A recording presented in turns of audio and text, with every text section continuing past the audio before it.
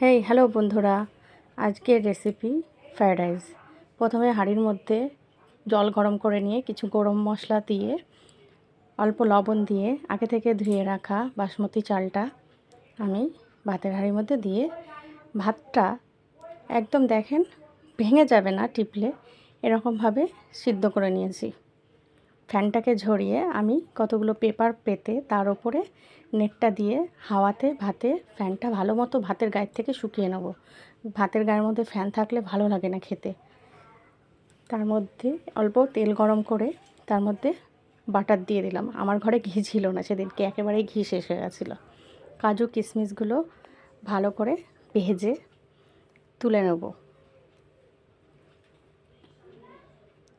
তারপরে কিছু গোটা গরম মশলা ফোড়নে দিলাম, তেজপাতা, গাজরগুলোকে কেটে ধুয়ে নিয়েছিলাম, সেগুলোকে ওই ফোড়নের সাথে ভালো করে ভেজে নেব।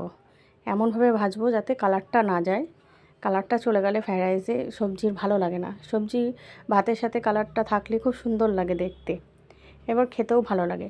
গাজরটা সিদ্ধ হবে কিন্তু কালারটা যেন না যায়। তারপরে কিছু বিনস দিয়ে দিলাম, দিয়ে গাজরটার সাথে ভালোভাবে ভেজে নেব, কেননা সিদ্ধ না হলে ভালো লাগে না সবজি। তারপরে কিছু দিলাম ক্যাপসিকাম, দিয়ে ওটাকেও ভালো করে এর সাথে ভেজে নেব। দেখেছেন আমি ভেজেছি, কত সুন্দর কালারটা রয়েই গেছে সবজির। তার মধ্যে অল্প চিনি দিলাম। চিনিটা দিলে কি হয়, সবজিটার মধ্যে চিনিটাকেও অ্যাবজর্ব করে। অল্প লবণও দিয়েছি, দেখাতে ভুলে গেছি আমি। তো আগে থেকে ওই যে ভাতগুলো ঠান্ডা করে রেখেছিলাম সেগুলোকে আমি কড়াইয়ের মধ্যে দিয়ে দিলাম, দিয়ে এবার সবজিটার সাথে ভালো করে মিশিয়ে নেব। অনেকে দেখি করে যে ভাতটার সাথে সবজিটাকে ভেজে নিয়ে ভাতটার সাথে মাখিয়ে নেয়। সত্যি কথা বলতে আমার সেই ফ্রায়েড রাইসটা খেতে ভালো লাগে না। ভালো করে মিশিয়ে নিয়ে ওর ওপর দিয়ে দিচ্ছি কেওড়া জল, গোলাপ জল, একটু মিঠা আতর। পুরো রেস্টুরেন্টের মতোই খেতে লাগবে, সেন্টটাও সেরকমই হবে। আপনাদের যদি পছন্দ না হয় এগুলো আপনারা স্কিপ করতে পারেন। তো মিঠা আতর দিয়ে দেখেন আমি ভালো করে ওগুলোর সাথে মিশিয়ে নেব।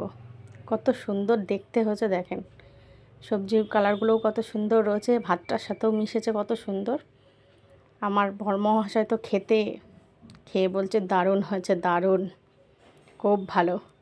চিলি চিকেনের রেসিপিও আমার ভিডিওতে আপনি পেয়ে যাবেন, দেখে নেবেন আপনারা।